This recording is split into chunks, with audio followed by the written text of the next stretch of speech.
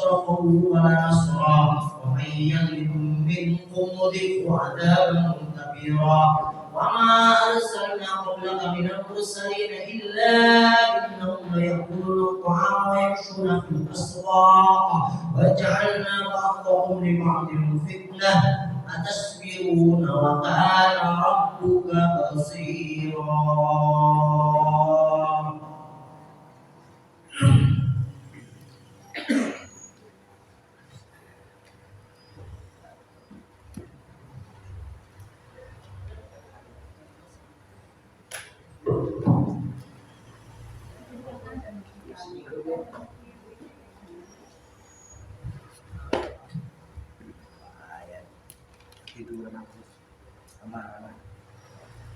Bismillahirrahmanirrahim.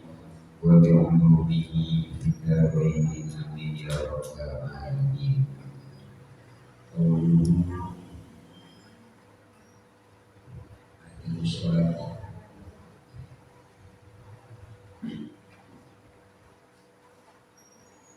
ini ada sholat itu. Oh ini kan.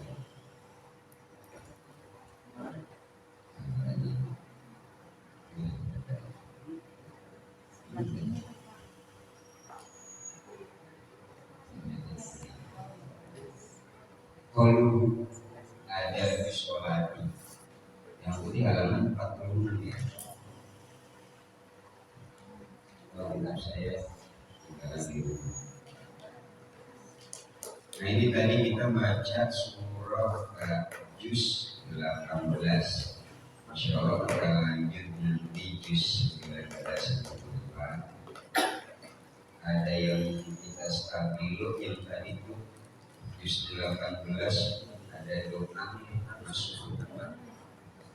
Doa masuk rumah. Rabbi anzilni wa qur rabbi anzilni munzalan mubarakan wa anta khairul munzilin. Katakanlah ya Allah, tempatkanlah aku di tempat yang diberkahi. Engkau sebaik-baik dan yang menempatkan. Ini diambil dari ceritanya Nabi Nuh yang begitu selesai banjirnya kelar, reda, Waalaikumsalam. Begitu banjirnya reda, ini namanya Rabbi anzilni munzalan mubarakan wa anta khairul munzilin.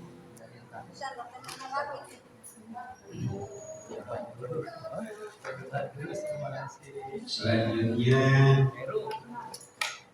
ada juga tadi kita baca surah An-Nur.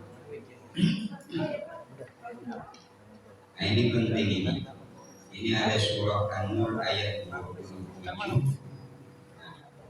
Surah An-Nur ayat 27. Ya ayyuhalladzina amanu la tadkhulu buyutan ghayra buyutikum.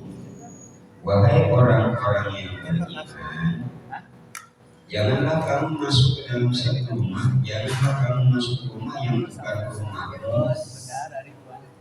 Hatta tastanisu wa tusallimu ala ahliha. Jangan masuk ke rumah yang bukan rumahmu. Jangan namuka, jangan datang ke rumah orang. Hatta tastanisu, sampai kamu merasa bahwa sohibul baitnya, rumah yang didatanginya ini, yang punya rumah nyaman. Ini kalau saya datang ke rumah dia mengganggu dia apa enggak ya? Nah ini penting sebelum salam ya. Soalnya ini hatta tastanisu wa tusallimu, sehingga kamu nyari aman, nyari nyamannya dia, dan baru nanti salam. Kalau kira-kira menurut kita orang saya datangin nyaman, biasa aja, nggak kenapa-kenapa, nggak ganggu, baru salam. Jangan nggak tahu jam berapa, kita nggak ngerti jam istirahatnya orang itu jam berapa, kita datang aja. Begitu datang, assalamualaikum. main salam aja, padahal dia nggak tahu ini sholihul baitnya yang punya rumah terganggu atau enggaknya. Nah ini ayatnya. Ya wahai orang-orang yang beriman, janganlah kamu masuk rumah yang bukan rumahmu sampai kamu tahu orang tuan rumahnya merasa aman, merasa nyaman. Jadi biasanya tuan rumah nggak nyaman kalau didatangi untuk nagih hutang ini. Ya, jadi nggak nyaman. Jadi kalau orang datang mau ke rumah orang mau nagih hutang ini, pasti tuan rumahnya nggak nyaman. Nah karena tuan rumahnya nggak nyaman, jadi jangan datang. Nggak boleh. Jadi tidak ada. Baru kalau kira-kira udah yakin tuan rumahnya nyaman, kita datangi. Baru waktu salim, baru salam. Assalamualaikum. Kok sampai 3 kali salam enggak ada jawaban? Ya udah pulang. Ada orang kalau enggak ada orang pulang. Kalau 3 kali salam enggak ada jawaban, pulang. Dzalikum khairul lakum la'allakum tadhakkarun. Hal itu lebih baik buatmu agar kamu menjadi mengerti. Bisa.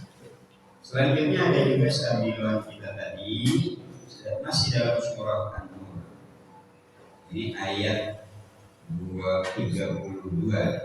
Wa anjihul ayyama minkum was-salihina min ibadikum wa imaikum iyakunu fuqara yughnihimullahu min fadlihi wallahu wasi'un 'alim. Nikahlah orang-orang yang solehah, cari orang solehah, dan nikahlah orang-orang yang nikahin orang-orang yang soleh dari hamba-hamba. Iya pun fuqara, ini ada dalil orang salah satu pintu rezeki ini dari nikah. Iya pun fuqara, jika fakir kalau nikah maka nanti jadi yughnihimullahu min fadlihi, maka Allah akan membuat kaya dari anugerahnya Allah. Udah nikah tapi belum kaya, nikah lagi. Karena rezekinya nanti makin banyak. Iya kan? Udah tua kok belum kaya juga, ya tambah lagi. Sesat. Ini makanya ada batasan. Artinya pintu rezeki itu ada 10. Yang ngasih rezeki satu Allah, tapi pintu-pintunya itu ada 10. Nah salah satunya adalah dengan pintu menikah. Dengan sebab menikah akhirnya dulu waktu belum nikah ya nggak tahu mana piring mana sendok, ya kan, tapi begitu udah nikah saya punya sendok satu, saya punya piring juga satu. Yang kedua contohnya istighfaru rabbakum innahu kana ghaffar. Istighfar itu menyebabkan pintu rezeki. Midroro apa? Yang itu yang istighfaru rabbakum innahu kana ghaffar itu ada midroro. Bisa ada yang midroro nanti akan mengunin dari langit itu rezeki yang deras kalau istighfar. Ada 10 nanti di bab rezeki ini yang pas stabiloan ini aja. Ini ada satu pintu rezeki dengan pintu menikah. Udah kita stabil gitu aja. Ini saya nyetak biru kayak gini, maksudnya guys bahwa ini yang saya, karena kita tadi baca, yang saya ingat dulu pernah ngaji tafsir itu begitu ada penafsiran. Oh iya, ada dulu tafsirnya begini. Jadi kalau nanti ngaji tafsirnya setiap ayat ini bisa ada makna tafsirannya. Kalau ini cuma yang saya ingat sekilas aja. Tafsir Jalalain dan kafir itu yang saya baca, soalnya tafsir yang saya ngaji pasti hari dan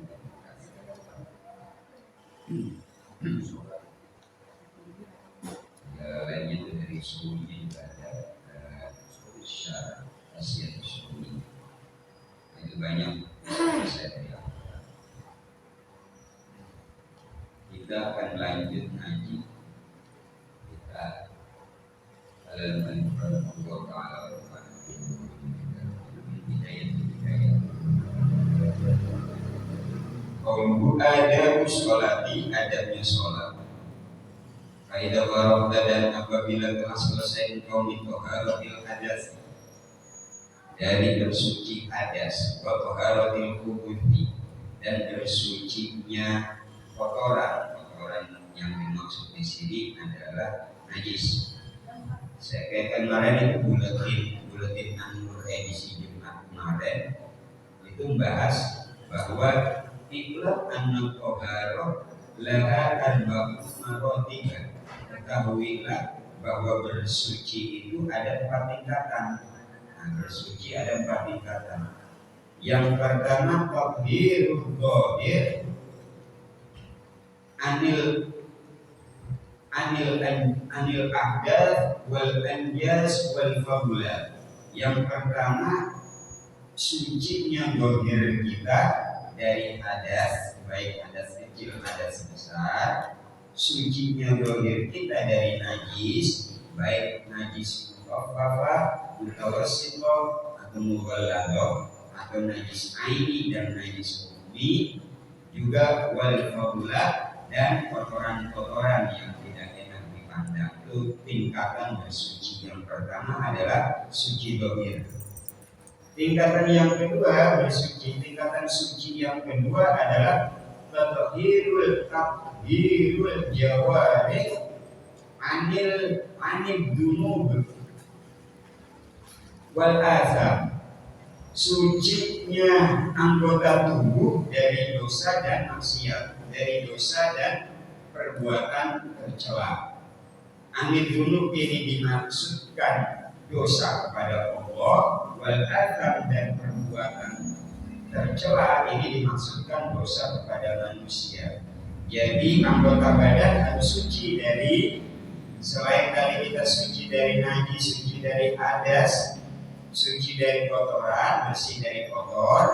Juga yang kedua, anggota badan suci dari dosa kepada Allah dan kesalahan terhadap manusia. Ini suci yang kedua. Suci yang ketiga adalah tathhirul qalbi anil akhlaqil madmumati warrada'ilil mamquta. Suci yang ketiga adalah sucinya hati dari akhlak yang tercela dan sifat yang dibenci, kayak akhlak baik kepada Allah atau akhlak kepada manusia.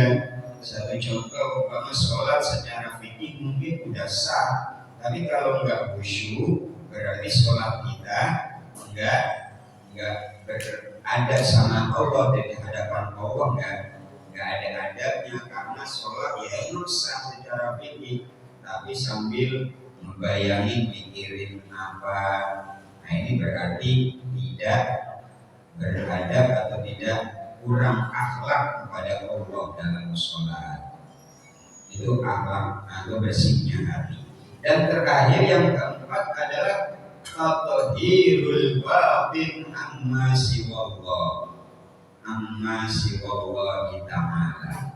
Sucinya batin kita dari apa-apa yang selain Allah.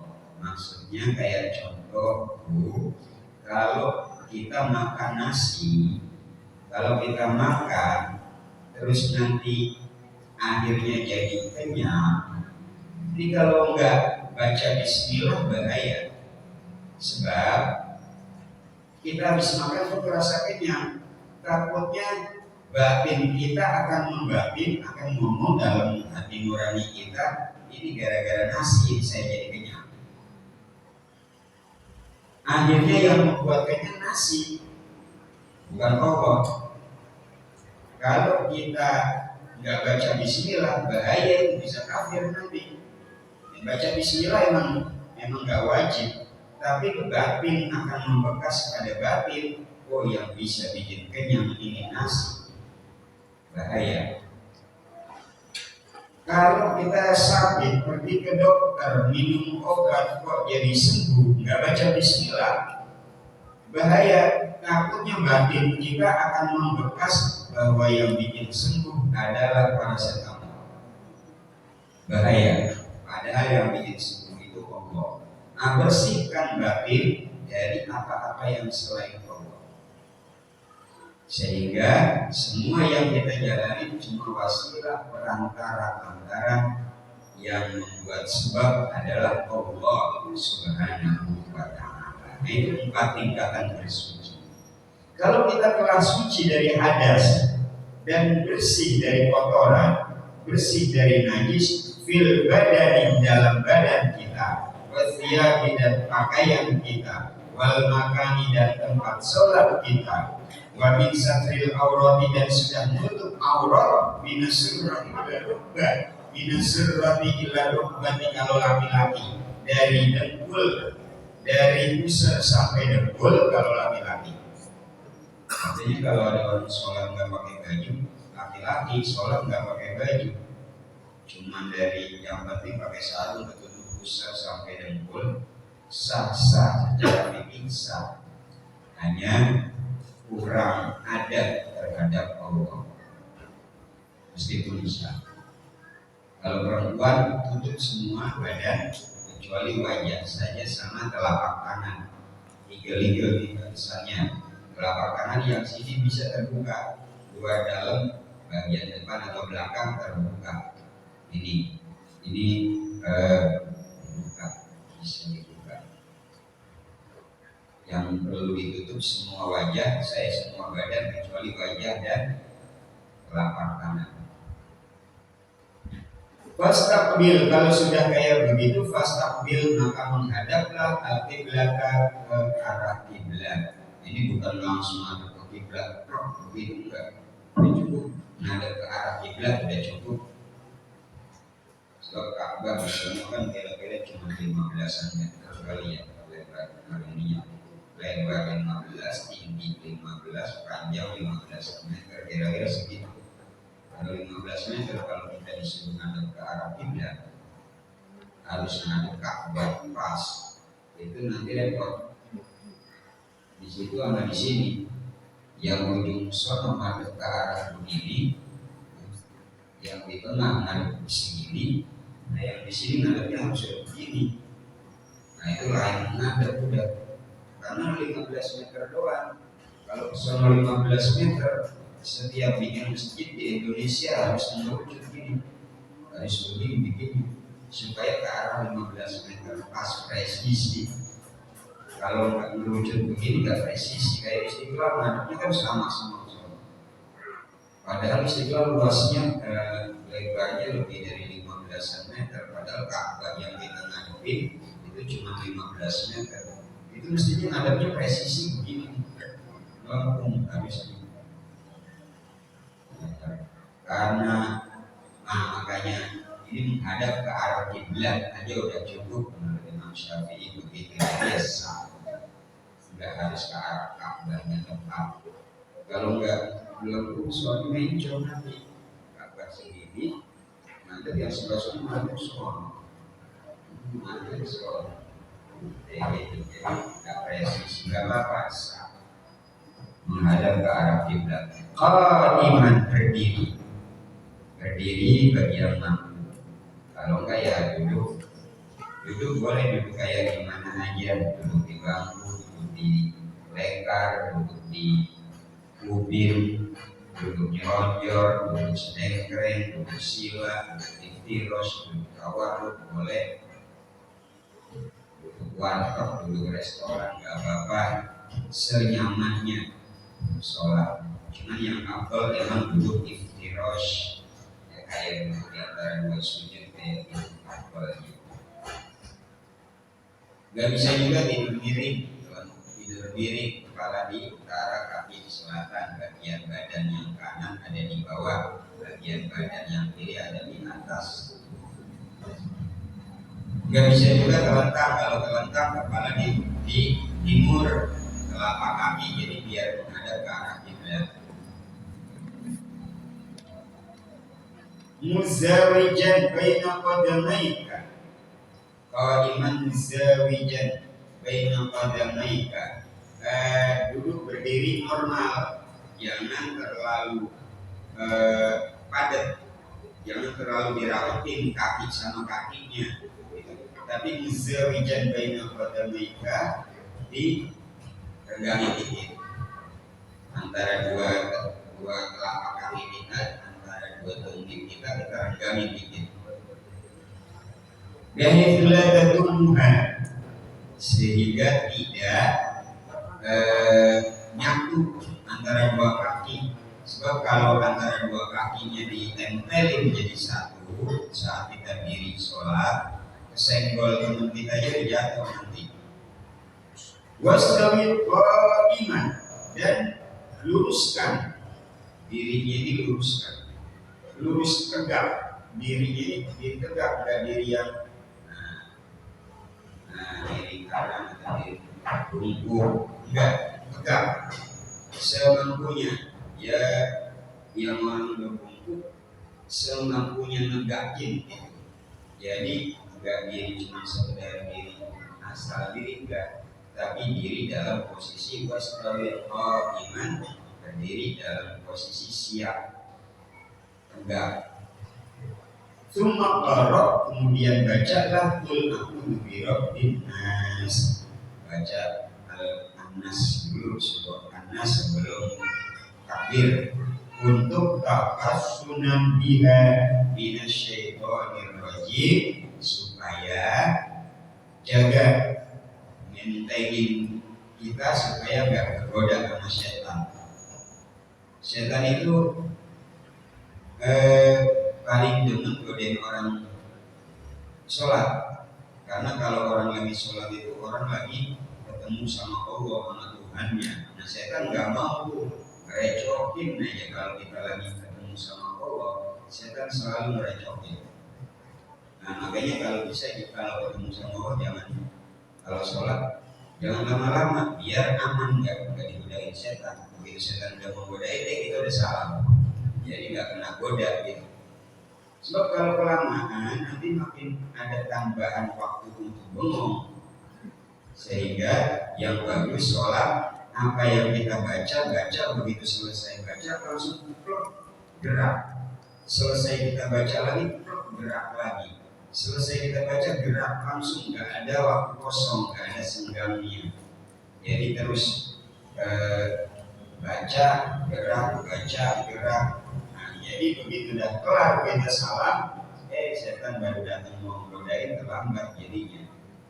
Dia paling benar godain orang lagi sholat. Sebab kalau orang lagi tidur dia malas godainnya, nggak sadar juga ngapain kita godain, kata setan.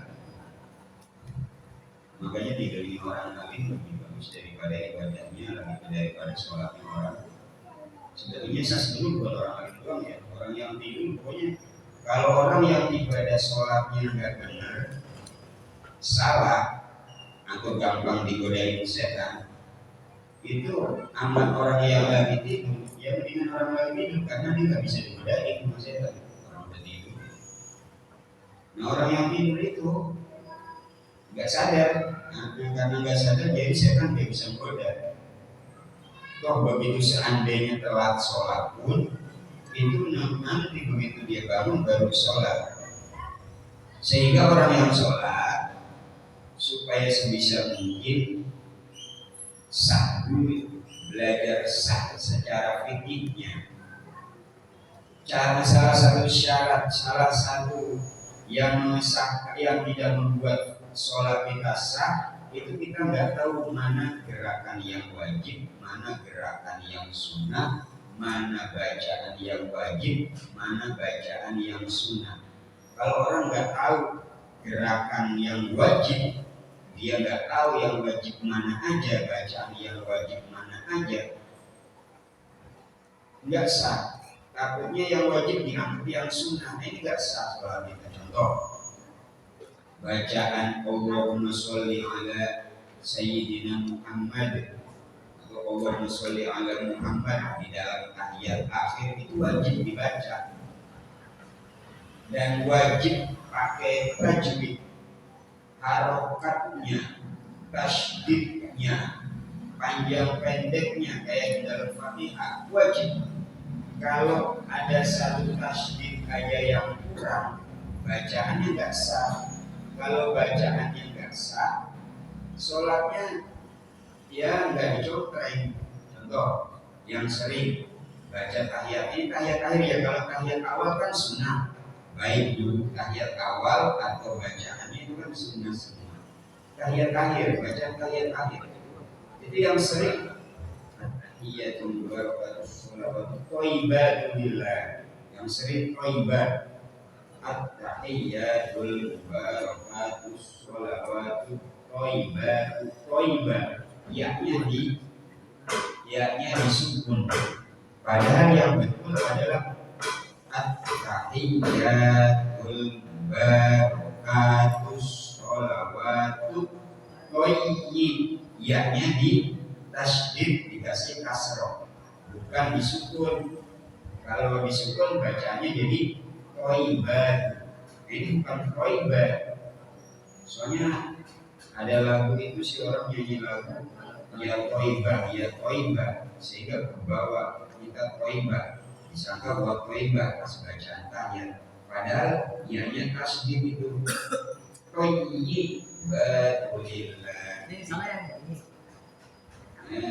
Yang ini hadiah thayyibat, susah juga kalau nyanyi pakai tasydid, karena dia nyanyi, dia bukan sholat, jadi nggak apa-apa dia nyanyi. Cuman kebiasaan kita dengerin lagu mau sholat pakai dalilnya lagu jadi salah. Jadi yang salah yang sholat.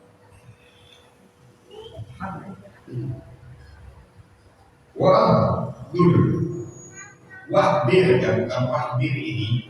Wahdir, alifnya pakai harokat. Kalau alifnya ini bukan nggak pakai harokat, nanti harus bacanya wahdur. Artinya menjadi hadirlah. Tapi kalau ini wahdir dan hadirkanlah, itu artinya. Kayak kita baca Rabbana Allahumma antas salam wa minkas salam wa ilaika ya'udus salam wa hayyina Rabbana bisalam wa dihilna, bukan wa dihilna tapi wa adhilna jannata darussalam.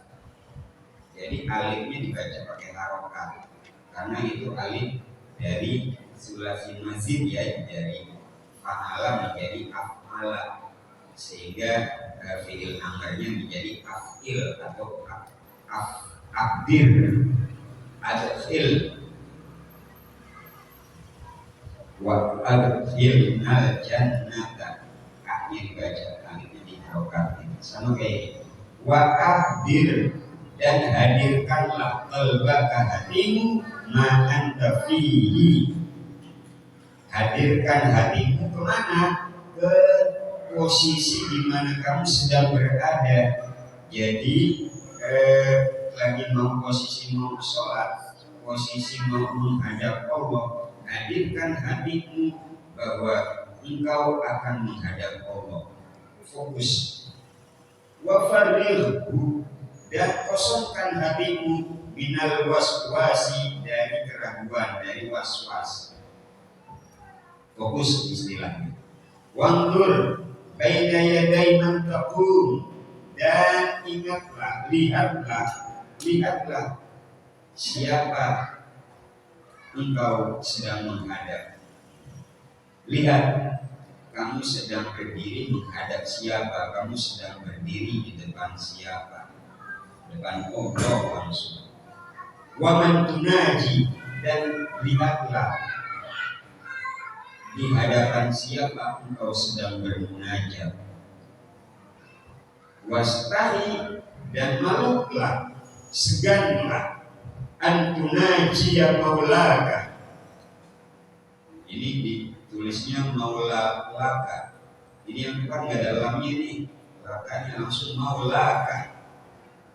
Antunajia maulaka, wastahi dan malulah, seganlah antunajia untuk bermunajat maulaka kepada Tuhanmu, biqalbin ghafilin, maulaka kepada Tuhanmu biqalbin ghafilin, dengan hati yang lalai, wasadrin mashghulin, dan dada yang terpenuhi di waswasi dunia, dengan kebimbangan dunia, wa khabaithi syahawati, dan dengan kotoran syahwat. Jadi sholat fokus, bayangin kamu lagi menghadap siapa, kamu sedang bermunajat sama siapa. Malu sebenarnya kamu sedang bermunajat di hadapan Allah, di depan Allah, kok hatinya nggak fokus, dadanya masih bayangin soal dunia, soal lain-lainnya. Nah ini seganlah sama Allah, malulah sama Allah. Wa'lam, ketahuilah, yakinlah Allah, sesungguhnya Allah Ta'ala muttaliqun, itu muttaliqun, maha menjangkau, maha melihat, maha meliputi, ala sariratika, terhadap apa-apa yang tersembunyi dalam hati. Wa nadir, dan melihat ila qalbika, kepada hati. Fa inna ma yataqabbalu Allah. Di kemarin pernah saya bilang, kok bisa, apa iya Allah bisa membaca hati kita? Jadi gambaran yang pernah saya ceritakan itu, ini kita barangkali ini semua bisa melihat ya, ini handphone warna biru, ini handphone warna biru. Tapi kalau saya ikutin begini, ibu-ibu nggak akan melihat handphone saya warna apa, nggak akan lihat. Tapi karena ini handphone saya taruh di kamar. Di kamar ada lemari, di lemari ada laci, di dalam laci ada amplop besar ada tas kecil. Handphone saya masukin di tas kecil, saya taruh di amplop besar, saya taruh di tas, saya taruh di laci, saya taruh di lemari, lemarinya di dalam kamar, kamarnya saya matiin, rumah saya kunci, kuncinya saya buang, saya tetap bisa melihat handphone saya, bahwa handphone saya ada di sana, sedang ada terlentang begini, miringnya jonjor begini, saya bisa tahu. Kenapa saya bisa tahu? Sebab saya yang naruh, saya yang beli, saya tahu. Kenapa Allah bisa tahu hati kita? Sebab Allah yang bikin, Allah yang naruh hati kita di dada kita, Allah yang nyiptain kita. Ditaruh ini tidak ditaruh di kebun sayur, Michael Jackson ditaruh di Amerika, Allah yang bikin semuanya. Allah tahu, jadi tahunya bukan cuma mau di mana, ngumpet di mana, itu Allah Maha mengetahui, sebab Allah yang bikin, Allah yang naruh, Allah yang ngatur, Allah yang program. Nah ini kuat dalam mengetahui lah, yakinlah Allah, sesungguhnya Allah Ta'ala mengandung Allah itu muttaliqun, memantau, mengetahui, melihat, ala sariratika, ke dalam nurani, wa nadirun, dan melihat ila qalbika, kepada hatimu. Fa inna ma yataqabbalu, sesungguhnya Allah hanya menerima, sesungguhnya hanya menerima. Siapa yang menerima Allah? Min sholatika, menerima sholatmu, biqadri khusyu'ika, tergantung seberapa besarnya kekhusyukanmu, wa khudu'ika dan ketundukanmu, wa tawadhu'ika dan kerendah hatimu, wa tadarru'ika dan seberapa besar DPDP itu apa DPDP? Istilahnya asor, andap asor itu DPDP. Ibaratnya kalau orang mau menghadap raja itu biasanya besok jalannya. Nah itu DPDP istilahnya. Apa tuh? Bahasa DPDP itu coba itu orang Jogja tahu.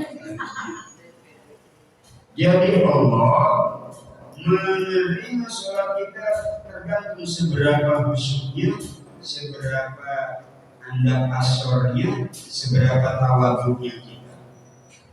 Kalau khusyuknya cuma sedikit, yaudah itu yang diterima. Ini fikih. Secara fikih sholat kita udah sah, syarat rukun terpenuhi, semuanya udah sah. Nah, yang diterima sama Allah menurut Imam Ghazali, yang khusyuk aja itu rokaat pertama doang khusyuknya. Kalau secara fikih udah gugur ini udah contreng, berarti udah dianggap sholat. Tapi yang diterima sama Allah, nah ini rokaat pertama doang itu pas tadi baca Fatihah doang khusyuknya. Sehingga itu yang diterima yang itu sama Allah. Kalau yang sah semuanya udah dianggap sah. Kalau dari takbir sampai salam kita sah secara fikih.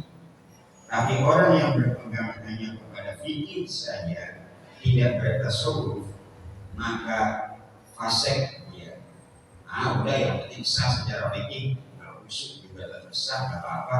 Fasik dia.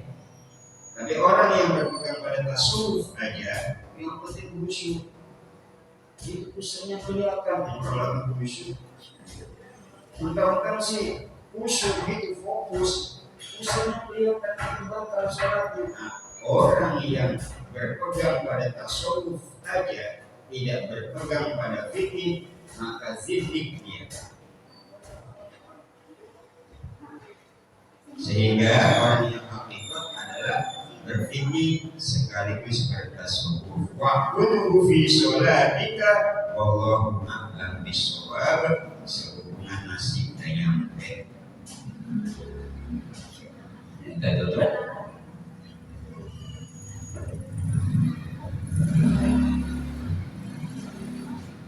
Sampai sini aja.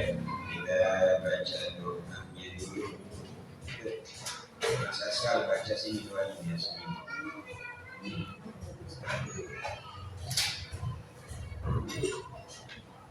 Assalamualaikum warahmatullahi wabarakatuh.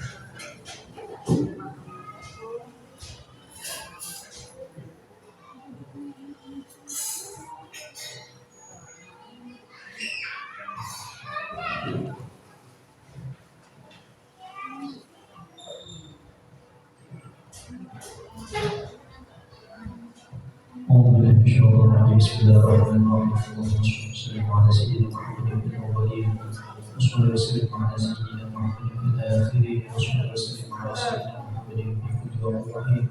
Wassalamu ala sayyidina Muhammadin fil alamin ila yaumiddin. Allahumma rabbana ya rabbana taqabbal minna innaka antas samiul alim.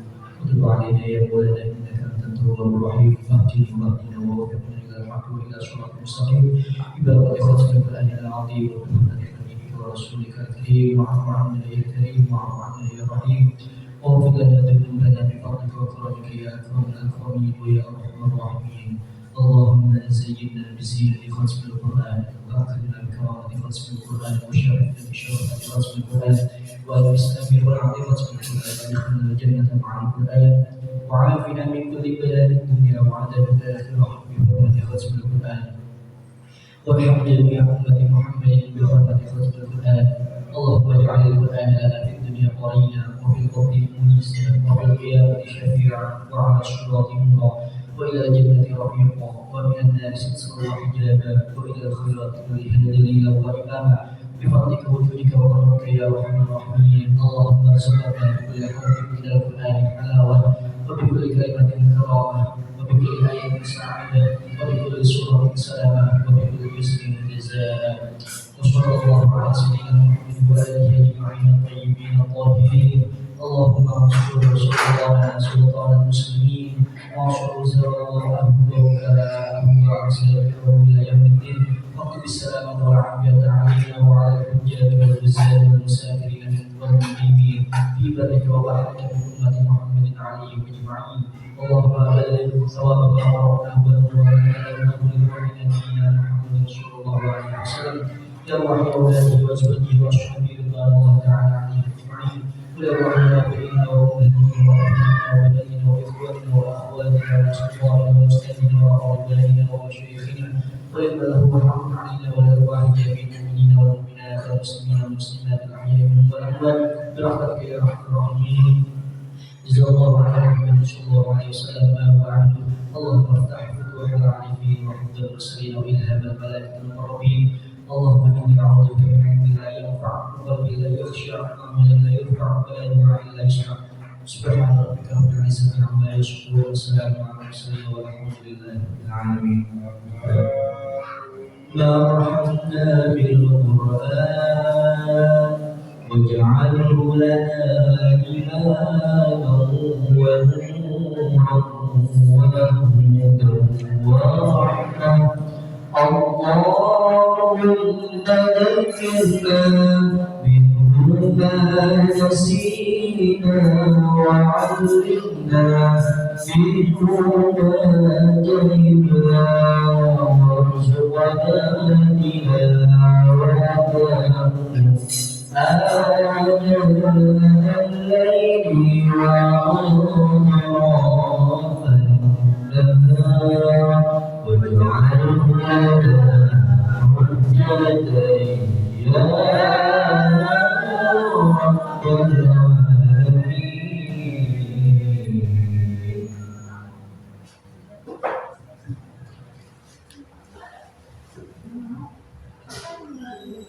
Konsumsi dipersembahkan